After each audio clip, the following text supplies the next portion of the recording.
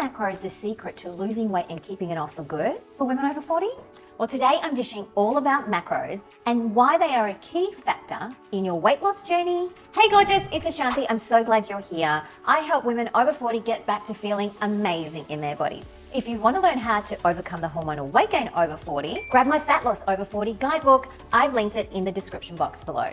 So let's get into what are macros and why they are so important for us women over 40. Macros are short for macronutrients. These are protein, fats, and carbohydrates. Now, in contrast, micronutrients are actually vitamins and minerals that your body also needs, but in smaller quantities, hence micronutrients. Now, most foods actually contain 2 or more of these macronutrients. And because of that, nutritionists like myself like to keep it simple, and we can categorize foods into high carb, high fat, or high protein based on the macronutrient that is most abundant in that particular food. For example, let's take butter. So butter is primarily higher in fat with a small amount of protein. And we would categorize butter in the high fat category. Another example would be chicken breast, which is predominantly protein with a small amount of fat depending on the cut. For us nutritionists, we would categorize that as higher protein. What's more important is how each macronutrient plays a critical and important role in our overall health and weight management, as well as the energy value in the form of calories. For example, carbohydrates are our body's primary source of energy, and it has 4 calories per gram. Compare that to protein. Protein helps muscle repair and growth and also has 4 calories per gram. Then we have fats, and fats are vital for hormone regulation and bodily functions and has a calorie value of 9 calories per gram. Now, when you want to lose weight, you need to be in a slight caloric deficit. So your body is running on a little less calories than it actually needs. And having the right ratio of macronutrients to make up that calorie value is actually the secret sauce, because you're actually then fueling your body with the macronutrients and micronutrients it needs to thrive despite the deficit. So the next question is, well, how do I know how many calories or macros I need to lose weight? In order to know your calories or macros, what we first need to really understand is your metabolism. So our metabolism basically refers to all the bodily functions that happens within our body. It allows your body to break down the nutrients it needs to fuel all these functions and also repair itself. So determining your calories and macros basically comes down to 2 very important things. Number 1 is calculating your BMR or your basal metabolic rate. And number 2 is calculating your total daily energy expenditure, or TDEE. So in short, your basal metabolic rate, your BMR, is defined as the number of calories your body needs to sustain itself in a state of rest.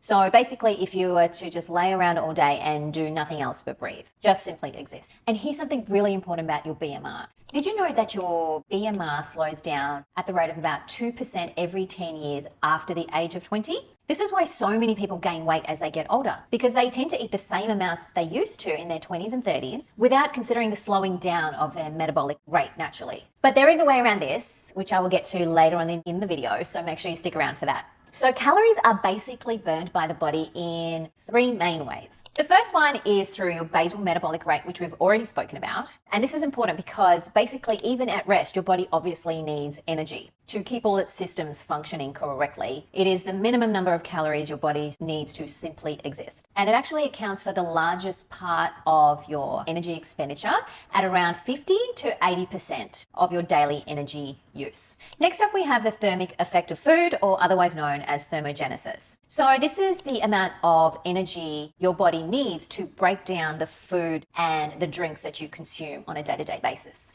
And thermogenesis accounts for about 5 to 10% of your daily energy needs. Next up, we have energy used during physical activity, and this is somewhat self-explanatory. It basically involves the energy used for physical movement. Now, based on a moderately active person who spends between 30 to 45 minutes a day of moderate intensive physical activity, this component equals about 10 to 20% of your daily energy use.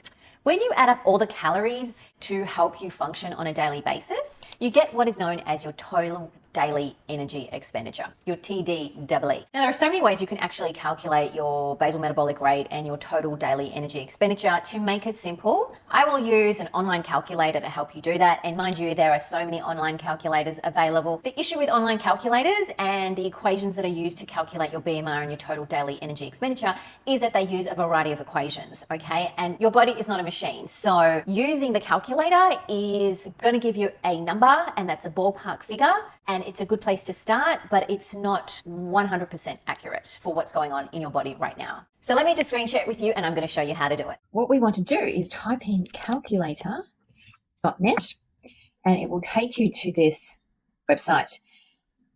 Under fitness and health calculators, we're interested in the BMI calculator. Once we head here, you'll notice that you've got US units and metric units. I'm Australian, so I'm going to use the metric units. And following that, you've got your age, your gender, your height, weight. And if you click on the settings, you've also got your energy unit, which is calories or kilojoules. And you've got these three formulas. We are going to ignore the bottom formula because it's asking for your body fat percentage. And quite frankly, it's hard to calculate your body fat percentage accurately, even if you have one of those fancy bioimpedance scales that you just jump on and it tells you your body fat. It's highly inaccurate, and there are so many variables that go into that. So for now, just ignore that. We're going to look at the top two, the Mifflin and the revised Harris-Benedict. So let's take a woman who is 45 years old, and she's about 165 centimeters, and she weighs about, say, 65 kilos. Okay, we're going to keep it in calories, and we're going to firstly calculate using the Mifflin St. Jean. So don't forget to hit this button that says calculate.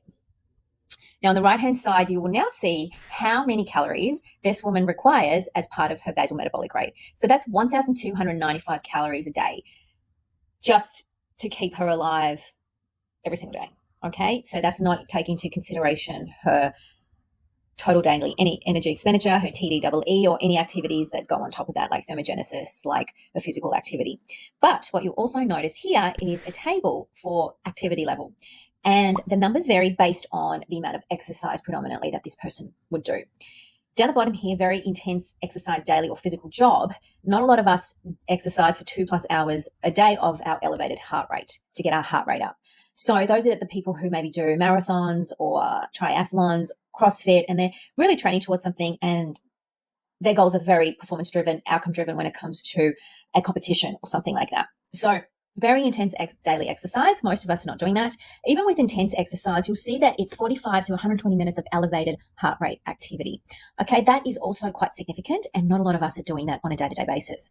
Majority of us sit within the sedentary, exercising 1 to 3 times a day, and exercising 4 to 5 times, or daily exercise of intense exercise 3 to 4 times a week. That's a mouthful. So for this particular lady, she exercises for about 30 minutes a day, 4 to 5 times a week. So she'll probably sit in around this 1,898 calorie level. Now, let's compare that to the Harris-Benedict calculator.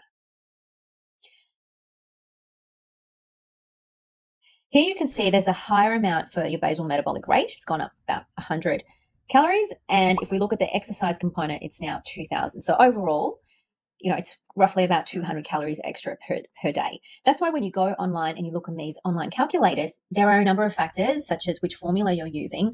And this particular number, when it comes to BMR, as well as your total daily energy expenditure, is highly inaccurate, up to maybe 25%.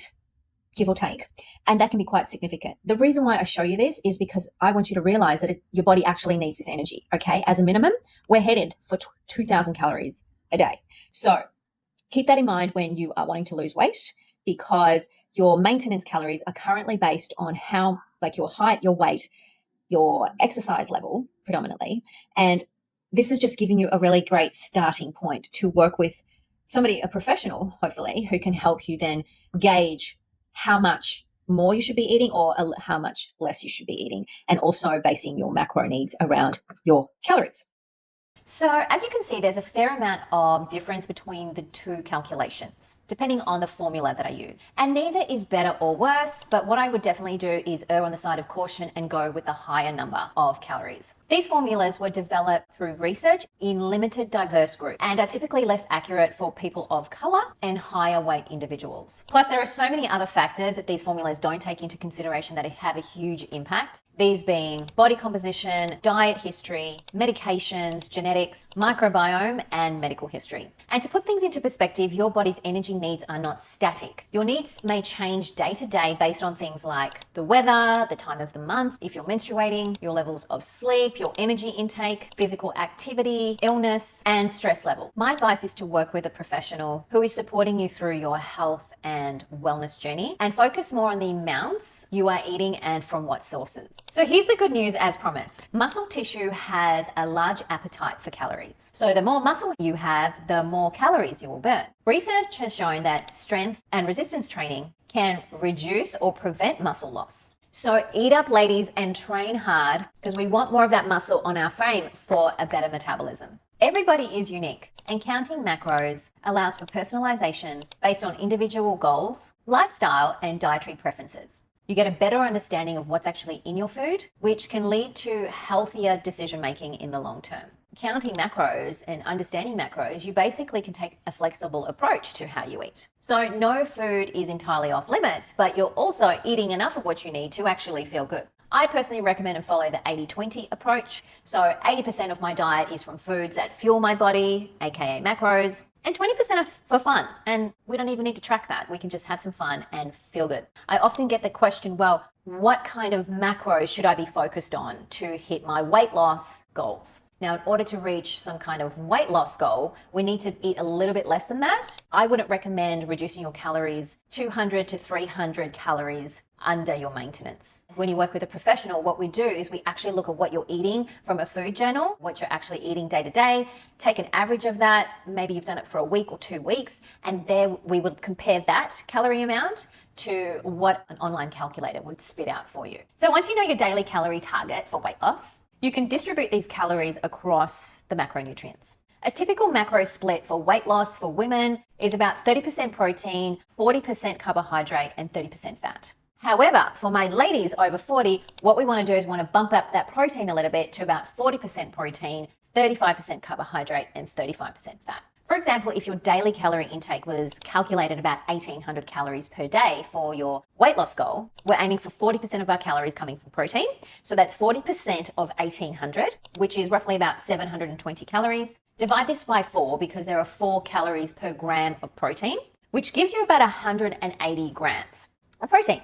Now, you're not going to eat 180 grams in one meal, but what you want to do is take the 180 grams and divide it by the number of meals that you plan on having per day. Let's just take 4. And that would be 180 grams of protein divided by 4 for 4 meals, which is about 40 grams of protein per meal. Next up, we have fat. Fat is about 35% of our daily calorie needs, which is 1,800 calories. So we get around 630 calories per day allocated to fat. We need to divide those calories by 9 because there are 9 calories per gram of fat. So in total, we need about 70 grams of fat per day. And because we're spacing our fat over 4 meals, that's 70 divided by 4, which equals roughly about 18 grams of fat per meal. Next up, we have carbohydrates. And yes, carbohydrates are absolutely necessary. And in this calorie split, 35% of our calories come from carbohydrate, 35% of 1,800 calories, again, is roughly 680 calories from carbohydrate. Now, each carbohydrate has only 4 calories per gram, which equates to about 157.5 grams of carbohydrates per day. And we take that amount and divide it by the number of meals that we're going to have per day, which is 4, and we get about 40 grams of carbohydrates per meal. So basically, each time you eat now a meal, you should aim for about 45 grams of protein, 40 grams of carbohydrate, and about 18 grams of fat. And you can use apps like Chronometer or MyFitnessPal or Noom to help you track your macros.